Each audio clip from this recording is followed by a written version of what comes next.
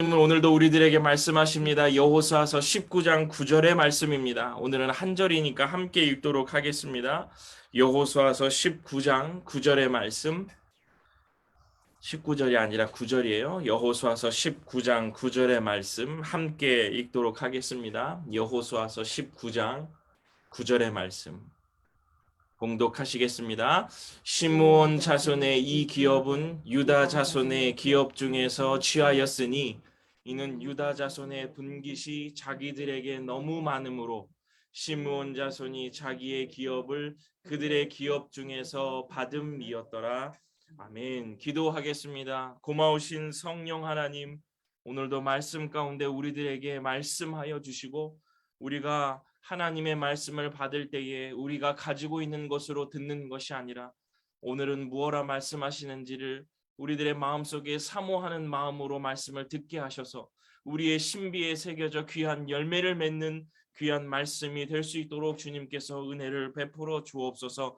우리가 여호수아를 읽으며 땅을 분배받고 그 땅을 우리가 기업으로 취할 때에 어떠한 마음을 가지고 어떠한 생각을 가지고 우리의 삶을 돌아봐야 하는지를 알게 하시고 힌트를 얻게 하여 주셔서 우리의 삶 가운데 주의 통치를 살려내는 귀한 주님의 백성들 되게 하여 주옵소서. 감사드립니다. 예수님 이름으로 기도드립니다. 아멘.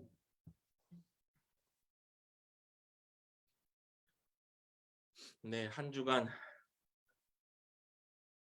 제가 아파가지고 우리 성도들 걱정도 많이 해주시고 기도도 많이 해주시고 또 집에도 또 들려봐 주시고 그러셔서 너무 감사하고 이제 나았습니다. 많이 나았고 아직도 조금 코맹맹이 소리가 좀 나죠. 불편하시더라도 조금만 참아주 양해해 주시면 오늘 말씀 잘 전할 거고요. 기도 많이 해주셔서 잘 나았습니다. 우리 가족들도 아주 건강하게 아버님 어머님들까지도 걱정 많이 해주셨는데 아주 건강하게 아직 조금 남아드는 다 있지만 이 정도면 충분히 우리 가족들 잘 살 것 같아요. 그래서 아주 그냥 우리 집에 아주 재앙이 깃든 것처럼 아주 초토화였는데 또 이렇게 주일날 소성케 해주셔서 하나님께 감사하고 우리 성도님들에게 진심으로 감사하다는 말씀 전하면서 오늘 말씀을 전하겠습니다. 오늘은 여호수아서 19장 9절 한 절 말씀 가지고 다음 주에는 19장은 한 번 더 설교할 거예요. 시므온 지파에게 무슨 일이 있었던 것일까? 시므온 지파에게 무슨 일이 있었던 걸까라는 제목으로 말씀을 전하겠습니다. 여러분, 제가 지금 갖고 왔는데 꼬리에 꼬리를 무는 그날의 이야기, 꼬꼬무, 꼬꼬그 이렇게도 표현하는 그러한 TV 프로그램이 있습니다. 여러분들은 아시는지 모르겠어요. 저를 포함해서 우리 온 가족이 이 프로그램, 이 TV 프로그램을 굉장히 좋아합니다. 역사 속에 아주 중요한 사건이나 또 주목할 만한 사건들 혹은 주목받지 못했던 이야기들을 아주 다양한 관점에서 아주 세밀하게 실감나게 파헤치면서 게스트를 초대해서 지금 이 포스터에 보이는 이 세 사람의 이야기꾼들이 그 게스트에게 그 이야기를 해주는 그러한 형식으로 만들어진 TV 프로그램이에요. 여러분들도 아마 못 보셨다면 한번 보시면 굉장히 흥미롭게 이야기가 진행되고 그 게스트들이 그 이야기를 들었을 때 그 반응, 그 다음에 실감나는 이야기의 전개 이런 것들이 아주 시청자의 마음을 사로잡는 그러한 프로그램입니다. 석혜균 선장, 그 아덴만의 이야기, 그 다음에 아웅산 테러 사건, 시랜드의 그 화재 이야기 이런 것들을 세간에는 또 어떤 공식적인 어떤 미디어상에서는 발표되지 않았지만 그 속에 그 비하인드 스토리를 이야기해주면서 이야기를 하는데 아주 재미있습니다. 자가격리를 하면서 이 프로그램을 많이 봤어요. 할 게 없으니까 이 프로그램을 많이 보면서 설교 준비를 이렇게 해가는데 오늘의 이 설교, 오늘의 이 본문 속의 이야기들이 굉장히 많은 이야기들을 배경 지식으로 알고 있지 않으면 이해가 좀 힘든 이야기들이 많이 있거든요. 그래서 제가 오늘 이러한 형식을 조금 차용해서 우리 성도들에게 오늘 이 여호수아서 19장의 이야기를 들려드리려고 합니다. 그렇게 이야기를 해가면서 하나님께서 우리들에게 주시는 그러한 교훈은 무엇일까? 말씀은 무엇일까라는 것을 생각해 보면 오늘 재미있게 이야기가 이끌어질 것이다 이런 생각을 합니다. 첫 번째로 여호수아 19장은 누구의 이야기인가? 이 이야기부터 시작을 하면 좋을 것 같아요. 오늘의 이야기는 지난 시간하고 이어져 가요. 여러분들 이렇게 한번 상상을 해보세요. 크게 따져보면요. 여호수아서는 1장부터 12장까지는 1장부터 12장까지는 정복전쟁의 이야기예요. 1장부터 24장까지 있거든요. 그러니까 반까지는 정복전쟁의 이야기다. 그 다음은 정복했으니까 뭘 해야 돼요? 분배하는 이야기다. 그죠? 여호수아서 24장을 통째로 봤을 때 반은 정복하는 이야기고 반은 분배하는 내용이다. 그중에서도 이 뒤쪽 부분 13장부터 21장까지 그러니까 우리가 아직 뭐 2장, 3장 정도 남았죠. 13장부터 21장까지는 두 개의 분배에 대한 이야기가 나와요. 두 가지가. 첫 번째는 이스라엘 지파를 분배할 때 꼭 어디서 분배한다고 했죠? 회막 앞에서. 회막 앞에서 이 이스라엘의 자손의 땅들을 분배를 해요. 처음에는 어디예요? 길갈에서 분배한단 말이에요. 요단 동편과 므낫세, 그 다음에 에브라임 그 지파의 그 분배들을 이 길갈에서 한단 말이죠. 근데 우리가 지난주에 18장 이야기를 하면서 베냐민 지파 이야기를 하면서 이들이 자신들의 땅을 정복하지 않는 이유가 뭐냐면 불평과 피곤함이 이들에게 있었다. 그런데 여호수아가 그때 그 사람들의 상태를 보고 어떠한 진단을 내리느냐? 예배가 무너졌구나. 예배가 회복되어야 됐구나. 라고 하면서 길갈에 있는 회막을 어디로 옮겨요? 실로에서 옮겨요. 그래서 이 여호수아서의 이야기는 이 여호수아서 분배 이야기는 13장부터 21장까지의 이야기는 길갈에서 분배한 내용과 실로에서 분배한 내용이 나온다는 거죠. 그래서 12지파예요. 이스라엘 12지파. 12지파가 지난 시간까지 4지파까지 분배했고 그 다음에 나머지 이 레위 지파를 빼면 7지파가 남아 있었거든요. 그러면 18장에서 한 지파, 베냐민 지파가 분배를 받았어요. 7지파, 나머지 7지파 중에 한 지파가 분배를 받았어요. 몇 지파가 남았어요? 6지파가 남았어요. 오늘 이 6지파의 이야기가 이 19장에 쭉 나와요. 그 중에 그 6지파 중에 가장 큰 이야기가 바로 시므온 지파의 이야기가 오늘 19장에서 나온다는 겁니다. 좀 이해가 되겠죠? 그러니까 이 19장의 이야기는 누구의 이야기냐? 시므온 지파의 이야기가 나와요. 다음 주에는 19장 중에서도 단지파 이야기가 또 재밌는 이야기가 있거든요. 그래서 19장 한 번 더는 단지파에 대한 이야기를 하려고 합니다. 여러분 오늘 이 시므온 지파를 하려고 하는데 시므온 지파 좀 생소하죠. 하지만 이 시므온 지파라고 딱 했을 때 몇 가지 여러분들이 기억나는 사건들이 성경 속에서 나야 돼요. 오늘 그 이야기들이 굉장히 많아서 제가 오늘 그 이야기 형식처럼 이렇게 이야기를 해드린다라고 얘기한 거예요. 한번 통독도 해보면서 이러한 이야기들을 하면 여러분들이 좀 더 재미있게 이 성경을 읽을 수 있을 것이다 이런 생각을 합니다. 자, 그럼 오늘 본문과 관련해 가지고 이 시므온 지파의 땅이 어디인지를 먼저 확인해 보는 거예요. 시므온 지파는 어디 땅을 먼저 받았을까? 시므온 지파의 땅 부분을 한번 여러분 보세요. 어디 있어요? 어디? 무슨 색깔이에요? 파란 색깔이에요. 파란 색깔. 유다 지파 사이에 이렇게 있단 말이에요. 제일 특이하죠. 다른 지파들은 끝과 끝이 있는 것 같은데 뭐 시므온 지파도 이렇게 경계가 있겠지만 이 시므온 지파는 오늘 본문 말씀처럼 유다 지파의 분깃에서 그들의 땅을 받았어요. 굉장히 독특한 그러한 지파의 이야기잖아요. 그죠? 그 유다 지파가 이 시므온 지파를 이렇게 품고 있는 것처럼 이게 과연 좋은 의미일까 나쁜 의미일까 라는 것들을 한번 생각해 보면 좋을 것 같아요. 두 번째는 왜 시므온 지파는 사방이 둘러싸인 것처럼 유다 지파 사이에 있나라는 그런 질문이에요. 왜 그랬을까? 여러분 한번 상상해 보세요. 왜 시므온 지파는 유다 지파 그 사이에 이렇게 딱 박혔을까요? 왜 그랬을까요? 애기여서요? 아니면 좀 뭐 보호를 받아야 되는 그런 지파여서 그럴까요?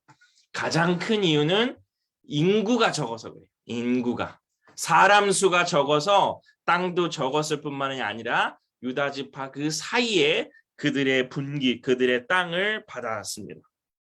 그런데 여러분, 이 시므온 지파가 이스라엘 민족 중에서 숫자가 작은 민족이 아니었어요.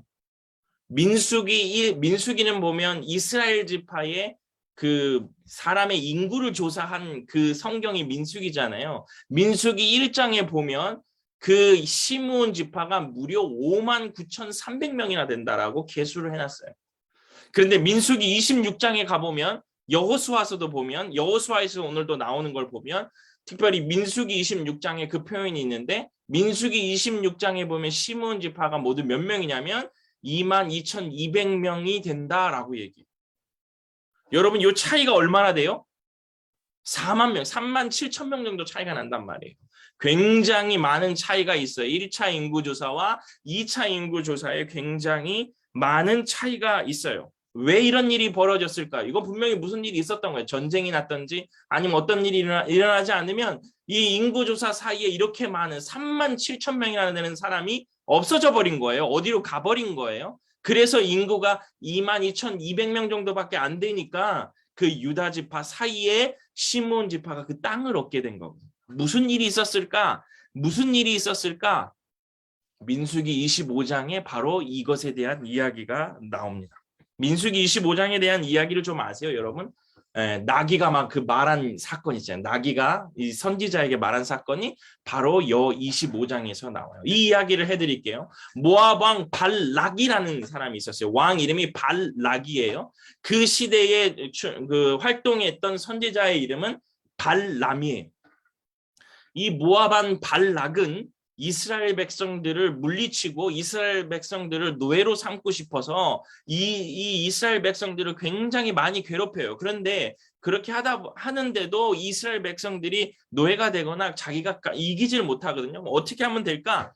그때에 그 선지자를 통해서 이스라엘 백성들을 저주하면 내가 이 땅을 얻을 수 있겠다, 이 백성을 얻을 수 있겠다라고 생각한 거예요. 그래서 모압 왕 발락이 발람에게 이스라엘 백성들을 저주해달라고 요청을 해요. 그런데 그 선지자가 자신의 재물과 이런 것들에 탐한 나머지 그것을 승낙한단 말이에요. 그래서 나귀를 타고 발람이 이스라엘 백성들을 저주하려고 가는 길에 나귀가 말을 해요. 발람에게. 그렇게 하지 말라고. 그래서 저주를 하러 가야 되는 그 길에 발람 선지자가 거기서 이스라엘을 축복해버리는 일이 납니다.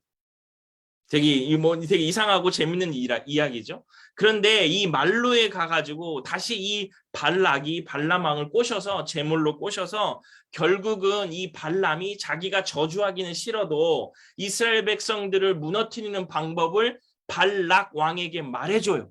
그 이야기가 바로 뭐냐면 그 발람이 발락 왕에게 이스라엘 백성들을 자기가 저주하지 않아도 이스라엘을 무너뜨리는 법, 그게 바로 뭐냐면 모압 여인들과 이스라엘 백성들의 남자들과 사귀게 하는 거예요.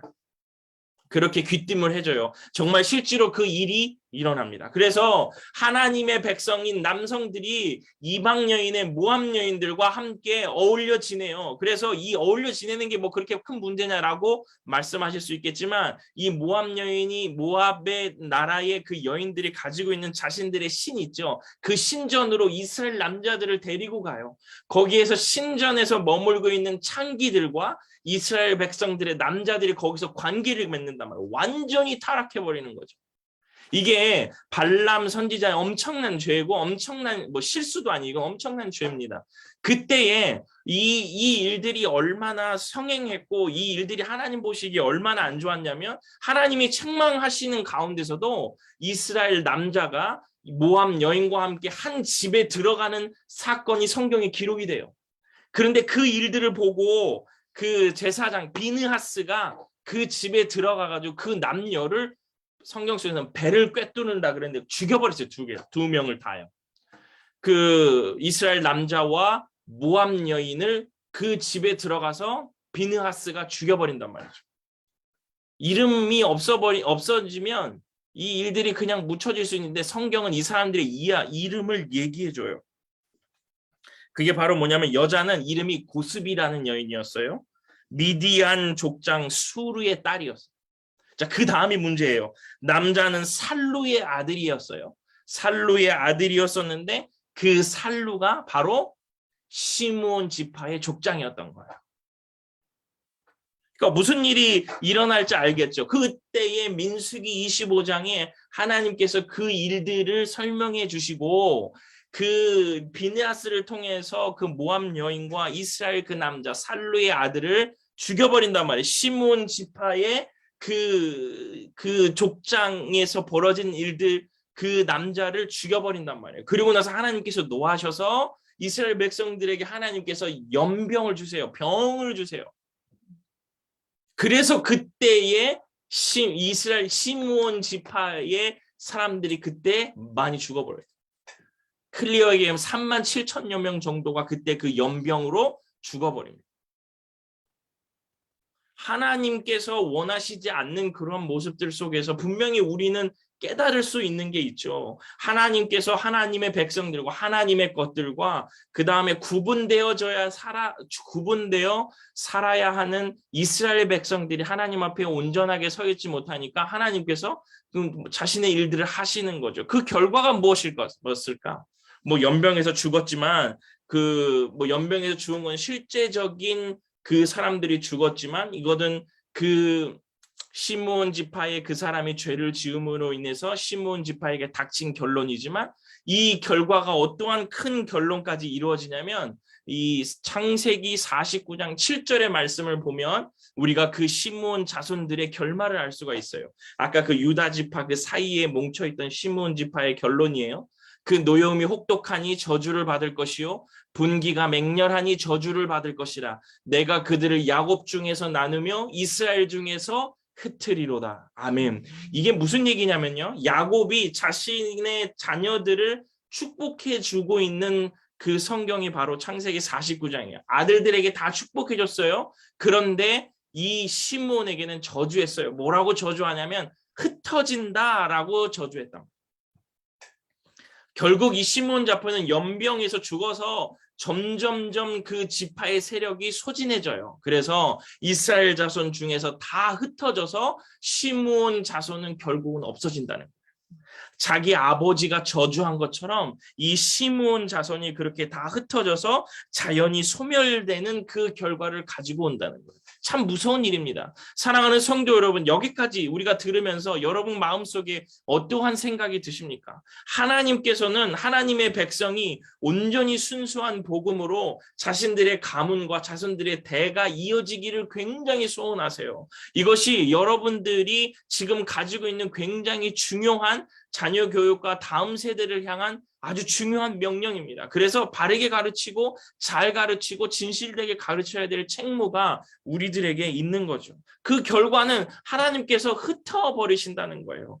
여러분 이렇게 흩어지는 가문 되지 않기를 간절히 축원합니다. 하나님께서 인정하고 하나님께서 소중히 여기시는 그런 가문이 되시기를 간절히 축원합니다. 이러한 것들이 우리들 가슴속에 마음속에 아주 열정으로 아주 열심으로 우리의 다음 세대를 향해서 기도하고 우리들이 그들을 가꾸고 그들을 키워야 되는 굉장히 중요한 사명이라는 거예요. 또 한 가지는 우리들 마음속에 하나님 앞에 죄를 허용해서는 안 되고 굉장히 좋은 것 같고 또 그것이 타협할 수 있는 것 같지만 결국 그것들은 우리를 죄로 이끌어들이고 그 죄에서 우리를 주저앉게 만든다는 거예요. 모압 여인과 이스라엘 백성들이 만나는 거 그렇게 나쁜 것은 아니었지만 그 모압 여인이 가지고 있는 그 모압 족속이 가지고 있는 신을 통해서 우리의 하나님에 대한 그 열정과 열심이 희미해져 버린다면 반드시 그거는 쳐서 진멸해야 될 일이라는 거예요. 사랑하는 성도 여러분, 오늘 이 말씀들 속에서 우리가 알아야 될 교훈들 같은 것들이 있습니다. 방금 제가 창세기 49장을 읽어드렸는데 이 야곱이 자신들의 아들들을 축복하면서 저주한 아들이 2명이에요. 이 시므온과 누굴까요? 누가 그랬을까요? 창세기 49장 5절에서 6절 보면요. 5절을 제가 한번 읽어볼게요. 시므온과 레위는 형제요. 그들의 칼은 폭력의 도구로다. 내 호나 그들의 모의에 상관하지 말지어다. 내 영광아 그들의 집회에 참여하지 말지어다. 그들이 그들의 분노대로 사람을 죽이고 그들의 혈기대로 소의 발목 힘줄을 끊었음이로다. 야곱이 자신들의 자녀들을 축복할 때에 2명을 저주했는데 시므온과 레위라는 거예요. 시므온과 레위는 반드시 그들의 결론은 뭐여야 돼요? 흩어진다는 거예요. 흩어져요. 왜 그랬냐면 이 일들이 또 있어요. 이 일들이 나온 이야기가 출애굽기에 나와요. 그런데 시므온 지파의 흩어진 곳, 레위 지파도 분명히 흩어져요. 그런데 그 결과가 굉장히 다릅니다. 제가 그 이야기를 할게요. 시므온 지파는 자신들의 그 사람들, 자신들의 지파의 명수가 점점점 줄어들면서 자연히 흩어져 버렸고, 레위 지파도 자신들의 지파들이 흩어져요. 어떻게 흩어져요? 각각의 민족들에게 거기서 하나님의 일을 감당하려고 흩어지는 거예요. 이 레위 지파는 기업을 받지 못했어요. 시므온은 받았지만 흩어졌지만, 레위 지파는 받지 못하고 흩어졌어요. 흩어진 결과는 똑같지만 그 원인은 완전히 다르다는 거예요. 그죠? 시므온 지파는 하나님의 저주를 받아서 흩어졌고, 레위 지파는 흩어졌지만 복을 받았어요. 왜 그러냐면 하나님의 일들을 감당하는 사람으로 각각의 지파 쪽으로 흩어졌기 때문에 그래요. 다시 한번요. 시므온과 레위는 똑같이 그들이 하나님 앞에 죄를 지었어요. 여러분, 이 죄가 무슨 죄인지 아세요?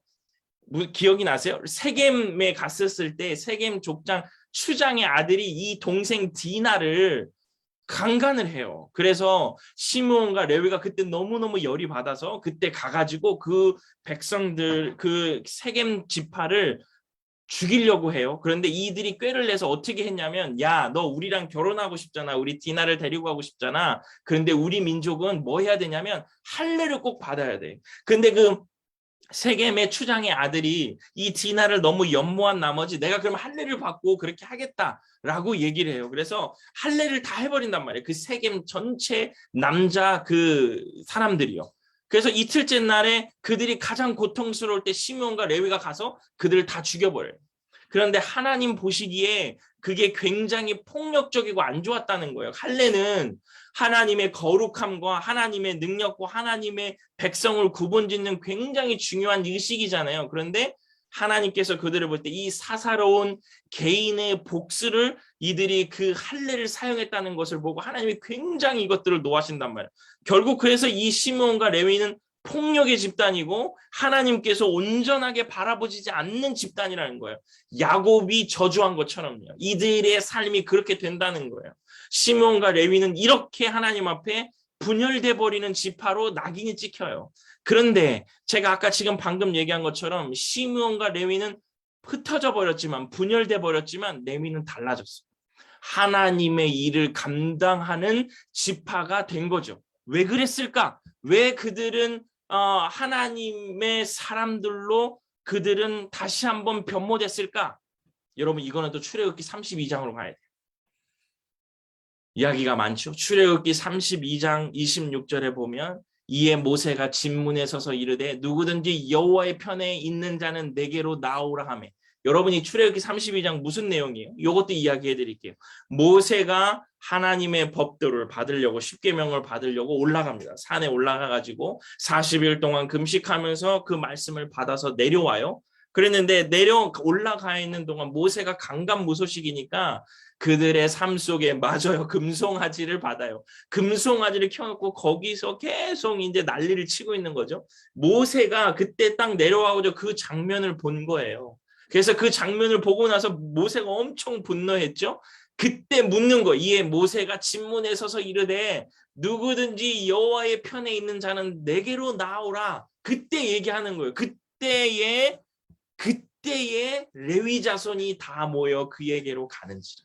이게 시므온과 레위를 극명하게 가르는, 그들의 결론을 가르는 아주 중요한 사건이라는 거예요.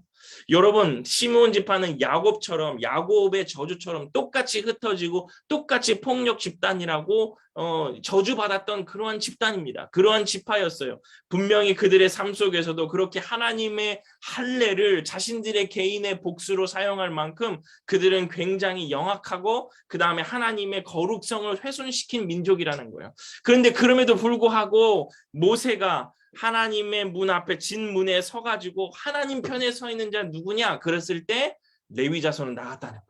그때 레위 자손이 가가지고 밤새도록 사람들을 죽입니다. 하나님 편에 서 있지 못한 사람들을 그 레위 자손을 통해서 하나님께서 다 진멸하게 돼요. 그때 레위 자손이 3,000명이나 그 이스라엘 백성들을 죽입니다. 사랑하는 성도 여러분, 레위 자손은 비록 하나님 그 아버지로부터 저주를 받고 그들의 그런 형질이 그런 폭력적인 그러한 지파의 성질이 있었더라도 이들은 마지막에 어떠한 순간에 어떠한 결정적인 순간에 죄를 등지고 서서 하나님을 선택했다는 거예요. 이 레위 자손은. 이 레위 자손은 그렇게 선택함을 통해서 평생을 하나님의 일들을 감당하는 지파로 그들은 살게 되었다라는 겁니다. 사랑하는 성도 여러분, 이 레위 자손의 선택, 죄를 등지고 하나님을 선택하는 이 선택이 오늘 예배를 드리는 여러분들에게도 있기를 간절히 축원합니다. 이들이 비록 폭력적인 집단이었고 폭력적인 지파였음에도 불구하고 하나님 편에 서 있어야 할 때 그들은 손을 들고 나가서 하나님의 일을 감당한 사람들처럼 여러분들도 여러분의 삶의 그때에 어떠한 때에 아주 결정적인 그때에 하나님 편에 서서 하나님의 일을 감당하는 주님의 성도들이 되시기를 간절히 축원합니다. 말씀을 마치겠습니다. 여러분, 오늘 성경은 우리들에게 무엇을 말씀하십니까? 저는 이 말씀과 이 이야기들을 성경을 막 왔다 갔다 해보면서 너무너무 재미있는 거예요. 그러면서도 제 마음속에 가장 자리 잡고 있는 하나의 중요한 명제가 있었어요. 뭐냐면 인생의 기회가 있을 때 아니면 기회가 없을 때라든지 하나님을 선택하는 삶을 살아야 되겠다. 하나님을 선택하고 그 하나님을 온전히 섬기는 주님의 백성이 되어야 되겠다라는 생각이 아주 뚜렷하게 듭니다. 레위 지파와 시므온 지파 시작은 같았어요. 결론으로 이루어질 일도 같았지만 그 끝이 달랐던 이유는 하나님 편에 서야 할 때의 레위 자손은 섰다는 거예요. 그것이 정말 저는 중요한 아주 이 끝을 차이나게 만드는 중요한 요소다라고 생각합니다. 사랑하는 성도 여러분, 죄를 등지고 하나님을 선택하는 적극적인 행동이 있을 때 그 끝은 달라진다는 거예요. 그 끝은 달라진다는 겁니다. 사랑하는 성도 여러분, 제가 굉장히 아주 인사이트 있는 책을 읽었는데 뭐냐면 어떤 한 지점에서 비행기가 똑같이 출발합니다. 이 비행기가 만약에 제주도라고 해볼까요? 그럼 제주도로 가는 그 비행기, 그렇죠? 똑같이 그러한 비행기가 제주도로 가야 되는 그러한 순간에 이 처음 시작하는 시점에 아주 조그만 변화가 있다면, 여러분 아주 조그만 변화가 틀어져서 이렇게 비행기가 출발한다고 상상을 한번 해보세요. 똑같은 지점에서 제주도로 가야 하는 비행기가 처음 시작에 조금 삐뚤게 날아올랐다고 생각해 보세요. 처음 시작은 아무것도 아닌 것처럼 보여요. 근데 끝은 어때요? 완전히 다른 곳에 비행기는 도착한다는 거예요.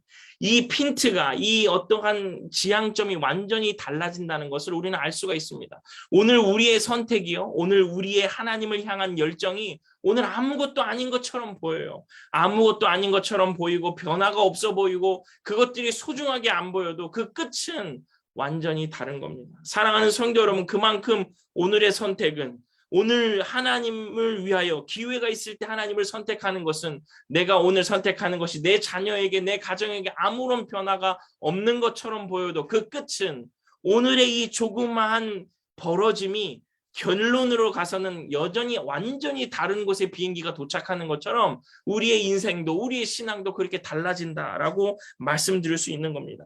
죄를 등지고 하나님을 선택하는 적극적인 행동, 그것이 바로 그 끝을 다르게 한다는 거죠. 두 번째는 하나님 앞에서 이어서 최선을 다해서 오늘을 살아내는 겁니다. 허송세월하기가 굉장히 쉽죠. 왜 그러냐면 이게 예전하고 달라지는 게 우리가 정보의 속도가 굉장히 빨라지기 때문에 그렇습니다. 가만히 있어도 굉장히 뒤처지게 되고 굉장히 빠른 시간 안에 아니면 많은 시간을 우리가 허송세월할 수가 하기가 쉬워진다는 거예요.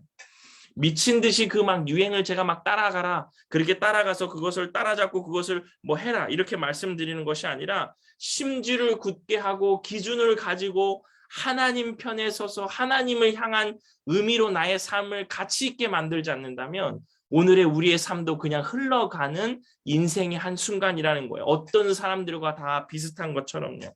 우리의 인생의 의미는 여러분 오로지 하나님이십니다. 그 하나님을 통해서 해석돼야 되고 하나님을 통해서 우리의 인생이 가치로워져야 돼요. 내가 돈을 벌었어요? 내가 어느 자리에 갔어요? 아니면 내가 어떠한 일들을 했어요? 그것이 하나님께 비추어서 의미가 있어야 된다는 거예요. 나 자신의 이름이 드러나는 것이 아니라 심지어 제가 설교를 해도 김 목사 설교 잘하는구나 이것보다 하나님이 더 드높아져야 되고 그 말씀을 통해서 변화받는 그러한 주님의 백성들이 많아지는 게 더 목적이라는 거죠. 인생의 의미를 오로지 하나님에게 비추어서 그것이 가치롭게 느껴진다라고 우리들이 생각할 때에 우리는 정말로 예수를 믿는 정말로 멋있는 크리스찬이 될 것이다 이런 생각을 해봅니다. 시므온 지파와 레위 지파의 이야기를 들으면서 여러분 어떤 것을 느끼셨습니까? 내가 모르는 일은요 우리 가문에서 많이 일어나요. 저는 요즘에 이러한 묵상을 많이 하는데 저는 제 인생은 제가 반뼈라도 설교했지만 한 80년 뭐 그 정도밖에 되지 않을 것 같아요. 그 인생 속에서 벌어지는 일들이 내가 보지 못하더라도 안 일어나는 것들이 아니라는 거예요. 여러분 지금 현재 이 여호수아서에서 나오는 시므온 지파가 예전에 저 끝에 야곱의 아들 그 지파에서 일어난 일들을 알았겠습니까? 아니란 말이죠. 몰라요. 그들의 어떠한 선택이 마지막 이 흩어지는 자손들에게 영향을 미친 것처럼 나의 오늘의 신앙의 선택이 내 먼 가문과 아니면 이 땅의 모든 하나님의 사람들에게 벌어지는 그 일들은 우리는 감히 상상해 볼 수도 없고 알 수도 없다는 거예요. 그렇기 때문에 그러니까 나는 소용이 없어. 이게 아니라 오늘 나의 선택이 오늘 하나님을 선택하는 나의 이 진실되고 정성된 마음이 나의 어느 순간 하나님 나라에 아니면 내 자손에게 반드시 영향을 미친다라는 것들을 생각하시고 우리 인생, 우리의 가문을 결정한다라고 생각하시고 오늘도 최선을 다해 주님을 위하여 선택하는 우리 성도들이 되셔야 되는 겁니다. 오늘 내가 한번 예배 드리는 것, 내가 오늘 한번 무릎 꿇는 것, 내가 오늘 한번 성경 읽는 것, 내가 한번 주님을 위해 선택하는 것들이 굉장히 큰 영향력으로 나의 가문과 하나님 나라에 영향을 미친다는 거예요. 사랑하는 성도 여러분, 나 하나쯤이야가 아니라 내가 해야 하나님 나라가 변하는 거고 내가 해야 우리의 가문이 변하는 거예요.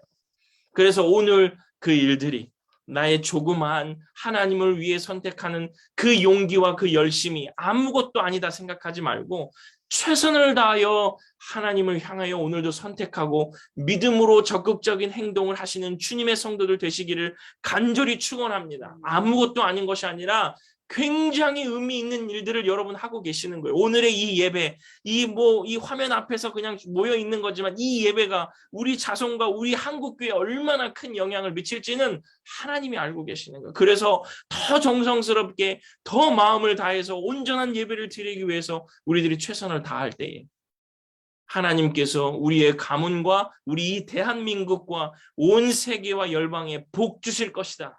이러한 마음으로 신실한 예배를 드리는 주님의 성도들 되시면 참 좋겠습니다. 사랑하는 성도 여러분, 때를 어떤지 못 어떤지 하나님을 선택하는 힘과 용기가 있기를 간절히 축원합니다. 여러분들이 남 눈치 보지 않고 하나님을 선택하는 믿음으로 하나님을 선택하는 말을 했을 때 하나님께서는 그 소리와 그 행동 다 보고 계십니다. 그냥 뭐 드라마직 그냥 흘러가듯 그러지 않으세요. 다 하나하나 눈에 담으시고 다 하나하나 귀로 들으셔서 그것들대로 하나님께서 일하시게 될 겁니다. 하나님께서 그러한 여러분들의 힘과 용기를 하나님께서 어여삐 보시고 하나님께서 인정하시는 그런 가문이 되기를 간절히 축원합니다. 하나님께서 사용하시는 가문이 되시기를 간절히 축원합니다. 우리가 때를 얻든지 못 얻든지 시므온 지파와 레위 지파의 그 결론을 잘 보면서 누가 하나님 편에 설 것인가? 누가 하나님 편에 서서 나에게로 올 것인가? 라고 했을 때 여기 있습니다 라고 손을 들고 나가서 하나님의 일들을 감당하는 용기와 힘이 있을 때 하나님께서 우리들에게 예비하신 큰 복이 우리와 우리 가문에게 임하게 될 줄로 믿습니다. 이것을 믿음으로 바라보는 귀한 주의 성도들 되기를 간절히 축원합니다. 기도하겠습니다. 고마우신 아버지 하나님, 시므온 지파와 레위 지파는 출발이 비슷했지만 결론은 무척 달랐습니다. 그 이유는 때를 얻든지 못 얻든지 하나님을 선택했고 그 하나님을 선택하는 믿음과 적극적인 행동을 통하여 그들은 하나님께 복을 받았습니다. 하나님, 우리의 가문과 우리의 신앙도 그렇게 되기를 원합니다. 우리의 오늘의 조그만 하나님을 향한 열정과 용기와 하나님, 그러한 선택이 하나님을 더 영화롭게 하게 하여 주시고 하나님 나라에 크게 쓰임받는 귀한 하나의 행동과 하나의 말이 될 수 있도록 아버지 하나님께서 인도하여 주옵소서. 최선을 다하여 오늘을 살아드릴 때에 하나님께서 주시는 귀한 믿음을 통하여 하나님께 영광을 돌리는 주의 귀한 성도들 되게 하여 주옵소서. 세상이 우리를 조롱하여도 결코 돌아서지 않고 하나님을 온전히 섬기는 주의 성도들 되게 하여 주옵소서. 감사드립니다. 예수님 이름으로 기도드립니다. 아멘.